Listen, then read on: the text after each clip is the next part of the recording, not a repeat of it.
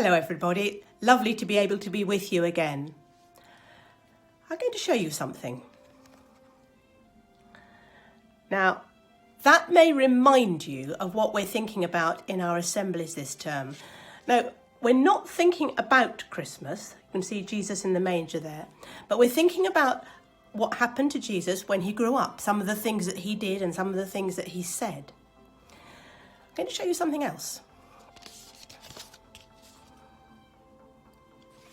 Now, maybe that'll give you a clue what we're thinking about today. We send something like this, don't we?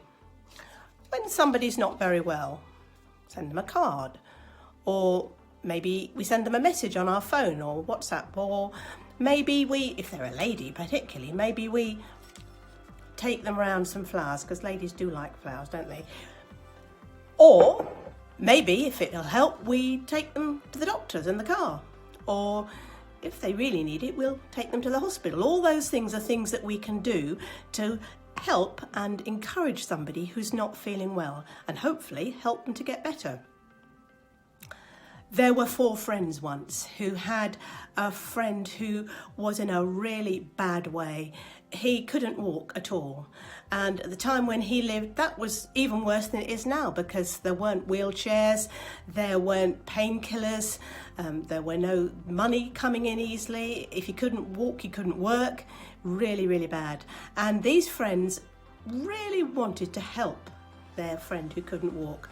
No good taking him, giving him flowers, that wouldn't have helped him. No good sending him a card. I don't think they even had get well cards in those days. And the problem was that no good taking him to the doctor, because there weren't doctors who could sort out anything like that, and there was certainly no hospitals. So what could they do? Well, one of the friends had heard that there was a man called Jesus, maybe you guessed that, who they had heard was making people better. So they got together, the friends of the friend who couldn't walk, and they said, well, we don't know, but maybe, just maybe, it would be worth taking our friend to this man Jesus. Nothing else is going to work, and maybe this won't work, but at least we can try.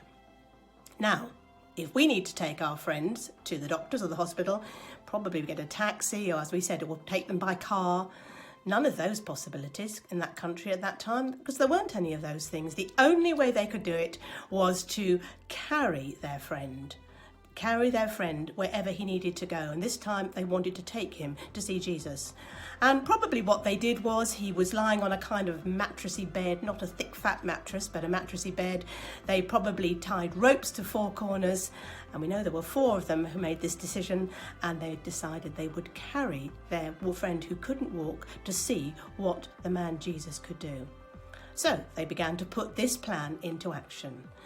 I don't know how far they had to walk. I do hope it wasn't too far.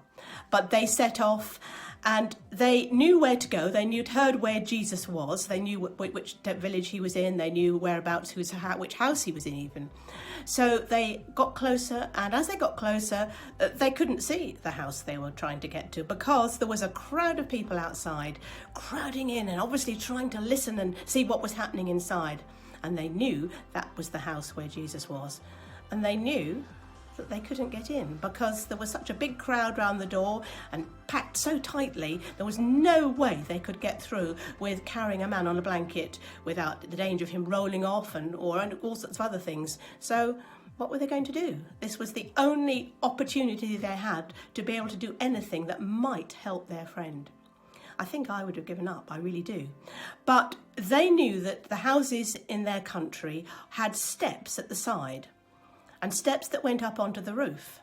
Now, that wouldn't be very helpful for us, because even if we had steps onto our roofs, what can you do on a roof? I mean, the roofs are pointed and have tiles, and that wouldn't help, and it wouldn't be safe. You couldn't really do anything. But because the roofs were flat, and because of the way they were made, they knew if they got up there was the possibility they could open up, take up some of the tiles, and then make a hole and let their friend down through. Not easy, but it was the only thing they could do. So Carefully, they managed to lift their friend, carry him up the steps and up onto the roof. And they began to make that hole in the ceiling on the roof. And you can imagine the people below, they'd suddenly get this dust, wouldn't they, and dirt coming down on them. What on earth was going on? They were trying to listen to Jesus, who was talking to them and teaching them. And with this dust and dirt, and then, my goodness, there's a man. There's a mat coming down. And the mat came down with the ropes, with men letting it down through the roof. And then in front of Jesus was the man who couldn't walk. Now, you would have thought, wouldn't you, that if Jesus could do something, he would do something straight away. He'd say, I make you better, or something like that. But Jesus knew that this man had two big problems. One problem was, of course, that he couldn't walk. But the other problem was that there were things in that man's life, things he'd done, things he'd thought, that were really messing up his head. And those things needed to be sorted out. And usually those kind of things we just can't sort out. Sometimes we can, some of them, but often we can't, and this man couldn't. And so Jesus said a very interesting thing. He said to the man, your sins, all those mucky, messy things in your head and your heart that you've done wrong, are forgiven. Wow. The man on the mat listened, and he knew that something had happened in his head and his heart, and it had changed. He still couldn't walk. But there were some men in the room listening to Jesus who were very cross when Jesus said that. Why were they cross? Because they said, well, he can't do that. The only one who can forgive sins is God. He can't forgive sins. Jesus heard that conversation, and he looked at the man and he said, is it harder to forgive sins or harder for somebody to be cured from not being able to walk, from being paralysed? He said, I want you to stand up and walk. And that man who'd never been able to walk, whose legs didn't work, and you know if you don't use your muscles, they get very, very flabby, there's no strength there. Amazingly, he was able to stand up, roll up his mat and walk away. Wow.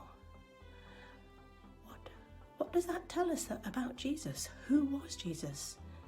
He was somebody who clearly could do amazing things. And he gave a big clue, didn't he, as to who he was in the things that he said to the men who were complaining about him when he said he'd forgiven the man's sins. I wonder if you can remember what that clue was. I'm going to tell you. See if you can remember. So, did he say the man who was a baby who was born in the manger? He didn't stay there, did he? He grew up and he was able to do absolutely amazing things. And Christians believe that he can do amazing things. I'm going to give it away here because Jesus is God and God can do amazing things. We can't see him now face to face. Doesn't mean to say he's not there. We can talk to him and he can do and will do amazing things. So that's something really to think about. It's been so good to be with you. See you again next time.